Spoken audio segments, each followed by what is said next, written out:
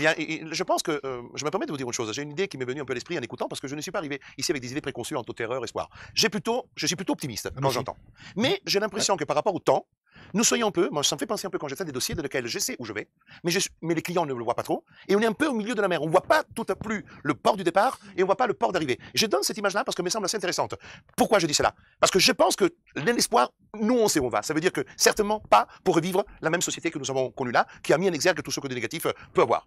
Au niveau, aujourd'hui, la Covid n'a fait que mettre en exergue un autre virus, qui était le virus de notre politique, de notre société, qui n'était pas belle, qui était déjà une forme de dictature capitalistique, économique, fondée sur une seule unique problématique, l'argent. Mais l'argent au sens mauvais du terme. La Covid, aujourd'hui, nous amène à réfléchir. Et quand c'est eux qui nous ont déjà parlé du nouveau monde, ne l'oublions pas. C'est Macron qui a parlé du nouveau monde. Hein. C'est Macron qui parle du monde. Lui, c'était le premier à dire le monde d'après. Parce qu'effectivement, il y a un monde d'après. Je vous rappelle un tweet à tout le monde qui a été fait aujourd'hui, ce matin même, par M. Macron. Rencontre magnifique avec Bill Gates et Melinda Gates. C'est le tweet de ce matin. Absolument, c'est le tweet dans lequel il dit magnifique, toujours ensemble, toujours solidaires. Les mots de la fin du tweet. Attendez. Parfait, quel marketing? Non, mais je suis en train de vous dire ça pour faire bien comprendre par qui nous sommes gouvernés, Du par qui nous sommes gouvernés. Et quand on oublie que ce monsieur est un monsieur qui était banquier chez Rothschild, qui en quelques mois est devenu président parce que tout ceci a été concerté et construit, et qu'aujourd'hui il nous fait le tweet alors qu'il y a des gens qui crèvent la dalle, des gens qui crèvent la faim. L'autre soir, il y avait un jeune homme qui dormait dans la porte d'entrée du parking de la rue Renoir. Voilà la vérité. Et quand je lui dis, mais qu'est-ce que vous faites là? Il dit, j'ai perdu mon travail, je n'ai plus rien. Je n'ai plus rien, j'avais envie de pleurer, je vous donne ma parole d'honneur, je suis allé chercher des couvertures, je ne veux pas vous raconter. Et ça, ce monsieur nous parle de Melinda Gates et de Bill Gates. On a les restaurateurs qui crèvent, on a les installations à la montagne qui sont fermées, des gens qui crèvent à la montagne, de l'argent qui ne rentre pas parce que ce sont les remontées mécaniques qui financent quasiment tous les villages de Savoie et de Haute-Savoie. Et ça sera une catastrophe dans les mois à venir. Et ce monsieur nous fait le tweet pour nous dire magnifique conversation téléphonique avec Bill Gates et Melinda Gates. À quel point nous sommes. Moi, j'ai honte. J'ai honte. Et je le dis avec force. Allez le voir ce tweet. Parce que c'est pour moi un affront au peuple français, un affront au peuple qu'aujourd'hui est en train de crever. Je vous le dis, avec force. Et je n'ai pas peur. Je sais qu'en disant des choses comme ça, je me mets même en péril. Mais au point où j'en suis, traité de complotiste, traité de tout ça, traitez-moi de ce que vous voulez. Mais je préfère dire mes vérités et je préfère me battre jusqu'à la mort contre ce système qui est en train de tuer un pays qui était merveilleux. J'ai quitté l'Italie pour venir en France. J'ai quitté l'Italie pour venir en 83, en 84 ici. J'ai fait le serveur, je me suis battu, j'ai étudié, j'ai réussi à devenir avocat sans avoir besoin de recommandations, sans avoir en Italie comme en Italie dans lequel il faut être recommandé. Je suis venu ici parce que mon père me parlait de la France. Mon père me parlait de la révolution des droits de l'homme. Il me parlait des principes d'un pays qui était laïque, d'un pays qui n'avait pas de religion, qui n'avait pas de Vatican, qui l'emmerdait du matin au soir. Et aujourd'hui, nous sommes en train de tomber dans un marasme. Et c'est pas la peur que je suis en train de vous faire. Réagissez parce que les Français sont un peuple merveilleux. Et à un moment donné, vous devez avoir envie de réagir. Ça s'appelle réaction politique, l'émission. L'émission, c'est pas que du droit. La réaction politique, il faut réagir politiquement. Et politiquement, ça veut dire libérer votre cerveau de la contrainte et de la propagande. Voilà.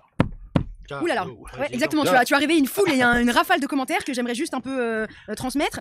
Vous avez parlé de désobéissance civile, beaucoup ont remarqué que c'est l'état d'esprit du moment. D'ailleurs ce chat, c'est un peu l'endroit où tout le monde se rassemble pour parler de ce qui les unit, un peu cette mauvaise gestion de la Covid.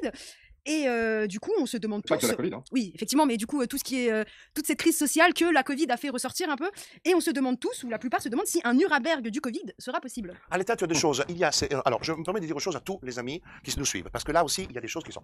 Le code de Nuremberg, c'est un code qui découle, grosso modo, des grandes idées, des grandes règles à la suite du procès de Nuremberg. Mais ce n'est pas un code qui a une valeur au sens légal du terme. Ça veut dire tout simplement que le code de Nuremberg, ce sont des principes directeurs d'une nouvelle humanité. Mais n'ont jamais été codifiés. Mais les principes de Nuremberg, on les trouve dans tous les principes de la Convention d'Oviedo, par exemple. La Convention d'Oviedo, il y a des principes de ce qu'on appelle le Code de Nuremberg. Donc, en l'état actuel des choses, chers amis, nous avons dans le Code pénal français toutes les infractions qui peuvent être imputées à celles et ceux qui les ont commises. Nous n'avons pas besoin d'aller chercher au Code de Nuremberg. Le seul problème, je vous le réitère, c'est de trouver le tribunal qui veut les appliquer les règles. Parce que si tu peux voir toutes les lois que tu veux, tous les textes que tu veux, les crimes contre l'humanité, il est dans notre code.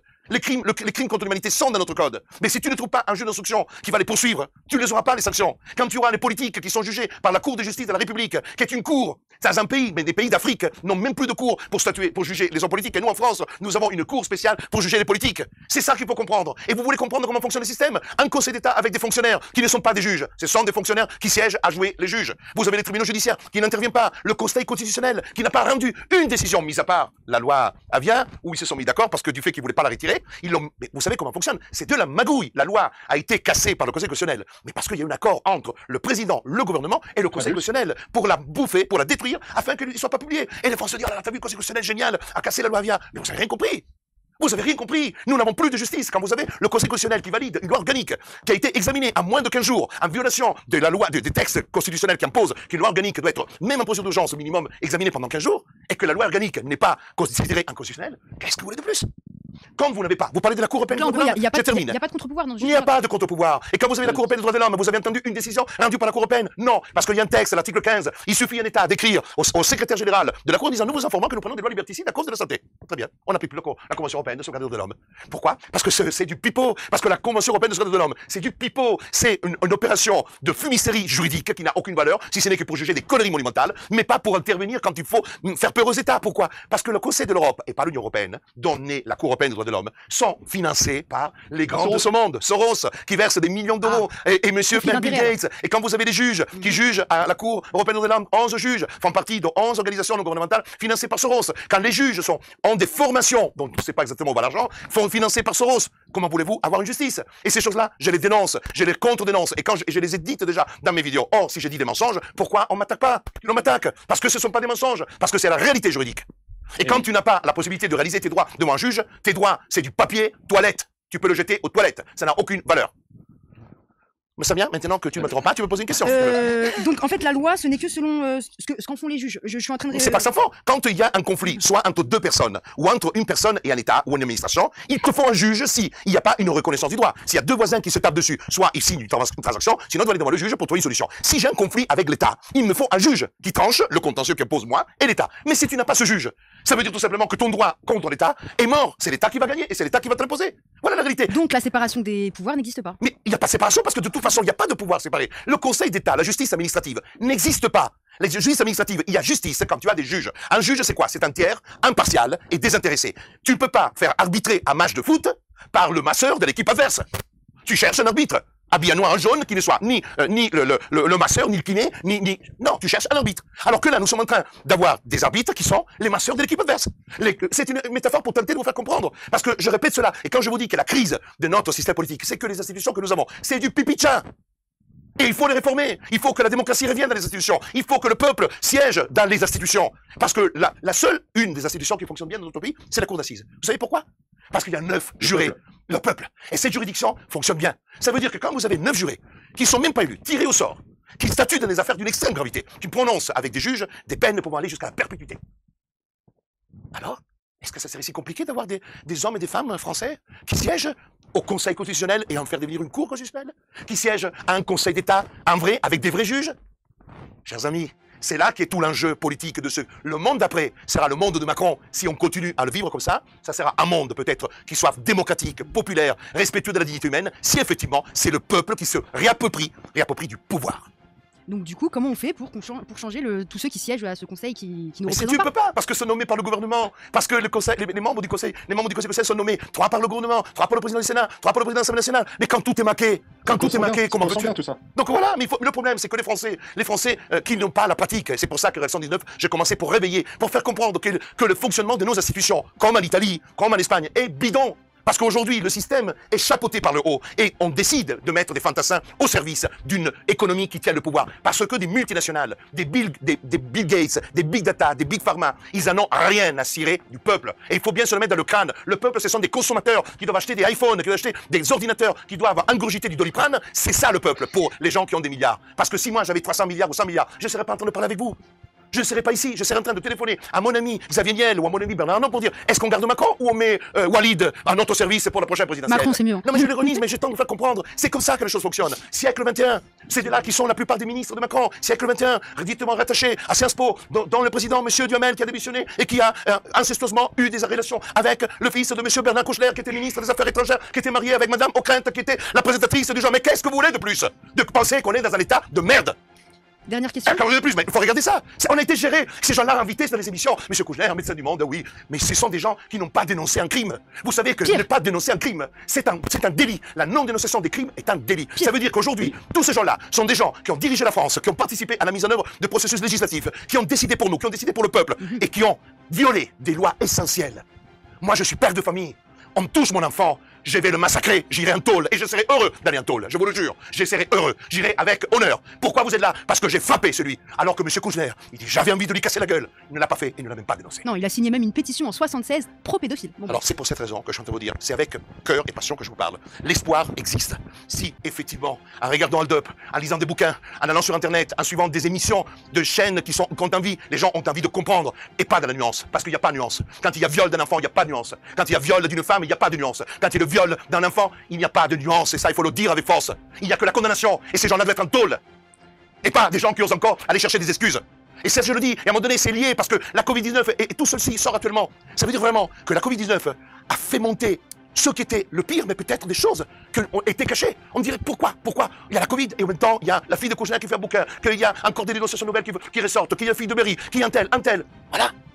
Femmes qui vous êtes là, je peux vous dire que je reçois maintenant quasiment tous les 2 jours des informations relatives à des femmes qui ont été violées dans des milieux qui sont des milieux aisés.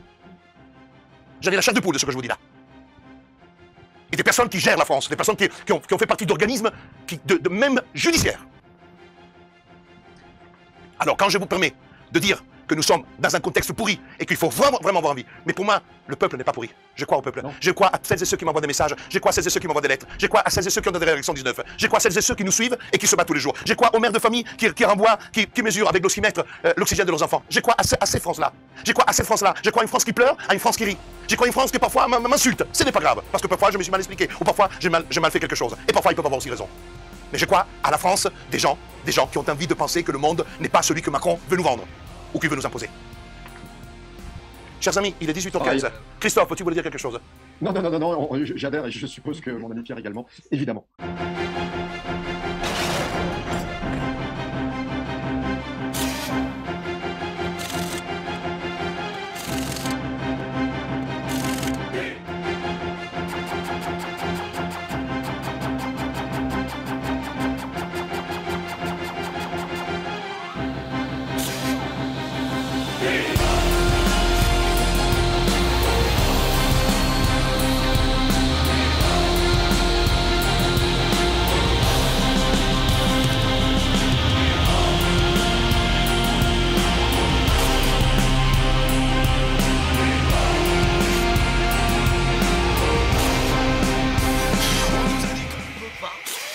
Aujourd'hui, 2 revendications majeures pour l'intégralité des gens qui portent ce gilet. Macron démission et on passe à autre chose.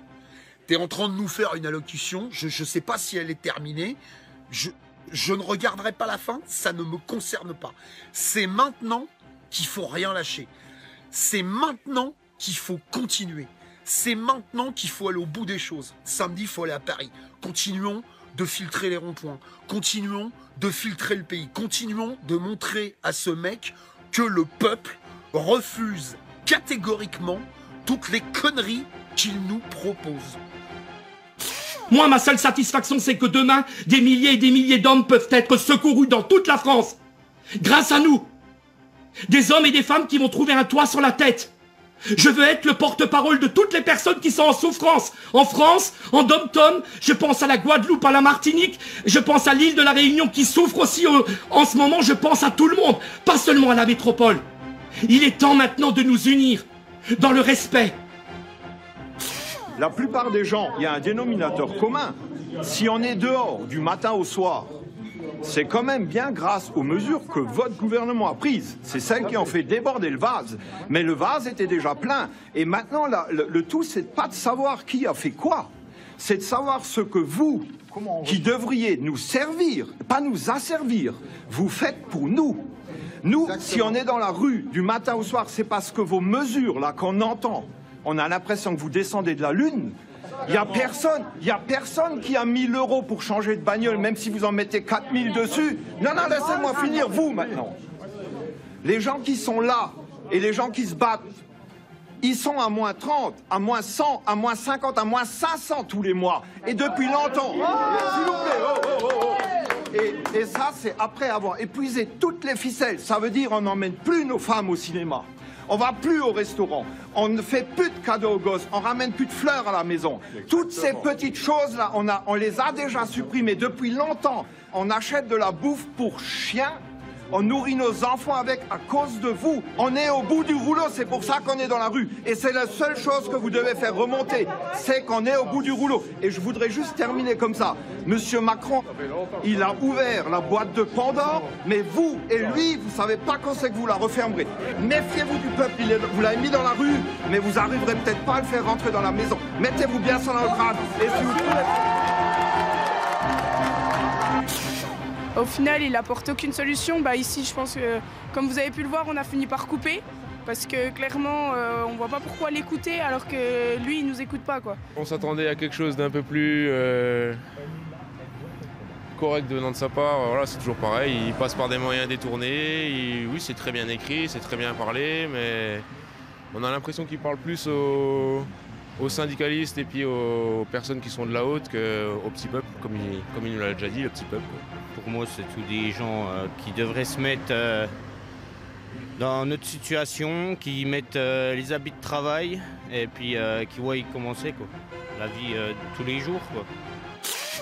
Moi, monsieur Macron, ce que j'aimerais bien, c'est que déjà vous puissiez m'apporter des solutions à tous mes problèmes. Là. Pourquoi je m'en sors pas? Toutes ces taxes, tous ces machins là. Comment ça se passe? Qu'est-ce qu'il faut que je fasse? Moi, ça va faire 3 ans que je suis installé. J'ai une semaine de vacances. C'était au mois d'octobre.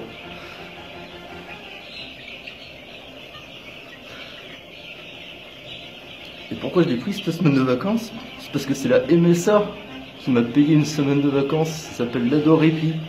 L'aide au répit. Et ben voilà, mais regardez derrière, il y a une armée, il y a encore une armée de gilets jaunes là-bas au fond là. Voilà. Ils sont prêts à monter le pas aussi, à crier là, parce qu'ils sont pas d'accord. Donc j'aimerais bien que vous me donniez des solutions à tout ce que je viens de vous dire là. Voilà. J'arrondis les angles là, mais je reste poli, voilà, ce qui est normal. Voilà, merci de m'avoir écouté et j'attends votre réponse, monsieur Macron. J'ai travaillé 49 ans et je commence ma retraite, ils commencent à me pomper avec leur CSG. Les charges patronales, les impôts, la taxe sur le gasoil, on n'est pas là uniquement que pour l'essence. Monsieur le Premier ministre, si jamais tout le monde se mettait à l'électrique, on va remettre des centrales en route. Donc c'est un non-sens. Il parlait que ça soit la fin du quinquennat qu'on verrait les résultats. Ça fait encore un moment à attendre et les Français, on n'attendra pas. Il y en a marre, on est taxé, on vit plus, on n'en peut plus. Cet après-midi, de toute façon, dès que Carrefour est fermé, cet après-midi, on remonte sur autre chose. Déterminé, l'autoroute, on la refait gratuite, comme on a fait la semaine dernière, on lâche rien. Oh, les gens klaxonnent, t'as vu Manu? C'est pour te dire bonjour. C'est juste pour te dire que moi, je pense à mes parents, à leur retraite. T'avais dit comme quoi, aux élections, tu les niquerais pas. C'est ce que t'es en train de faire. Et pourtant, tu vois, j'ai pas voté pour toi, mon gars. Je pense à mon gamin. Il va bientôt avoir 18 ans et rentrer dans la vie active. Puis je suis en train de me dire que t'arrêtes pas de le niquer. Et t'es déjà en train de le niquer, qu'il n'a pas encore commencé à travailler. Tiens, c'est marrant, il y a des gens qui me remercient. Alors Manu, moi je soutiens aussi les gens qui sont dans les ronds-points, pour ton information, même si je suis pas. Aujourd'hui, je me fous la gueule devant ton radar pour pas que tu niques les gens. Parce que t'arrêtes pas de péter notre portefeuille. Et c'est le seul truc que j'ai trouvé intelligent. Je rejoins ce petit Frédéric Fernandez. J'espère que samedi, il y aura plein de monde à Paris pour venir te faire un petit coucou, parce que j'ai vu ta vidéo comme quoi il y avait qu'un seul responsable de tout ce bordel, et que c'était toi que t'invitais les gens à venir te chercher.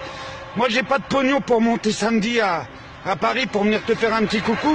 Je serais bienvenu à ta garden party pour prendre des petites merguez et des saucisses. Je suis sûr que ça doit être super sympa, vous mangez bien là-bas. Puis j'ai vu que t'avais racheté plein de couverts l'autre jour.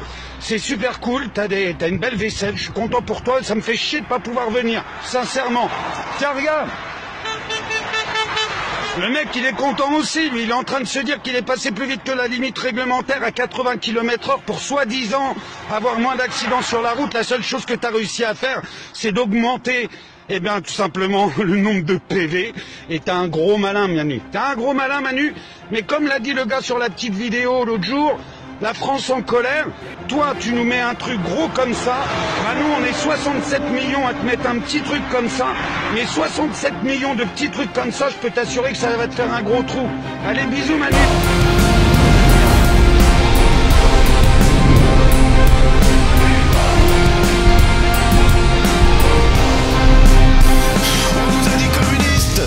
On nous a dit d'extrême droite, fasciste, alors que nous, tout ce qu'on veut, c'est faire bouger un peu les lignes de l'amour, l'espoir, l'envie, se sentir en vie à leur tour. On n'aime pas être mis dans des cases, mais on aime bien ranger les autres, sans faire nos ennemis à l'occasion. Plus facile que de faire de les nôtres. Demandez donc aux vieux sages, ce n'est pas là notre faute. Il serait plutôt d'usage de se serrer les coudes entre autres. On est peut-être pessimiste, mais on n'est pas résigné. Nous tout ce qu'on veut, tout ce qu'on fait, c'est de transmettre l'idée que l'amour n'est pas juste un vague concept, un truc débile pour gauchistes à jeter aux oubliettes. Au contraire, si violence il y a, elle se justifie là par la générosité, une vérité guidant les pas de ceux qui se battent. Mais pas pour la conquête, c'est pour la solidarité qu'il doit y avoir de la compète.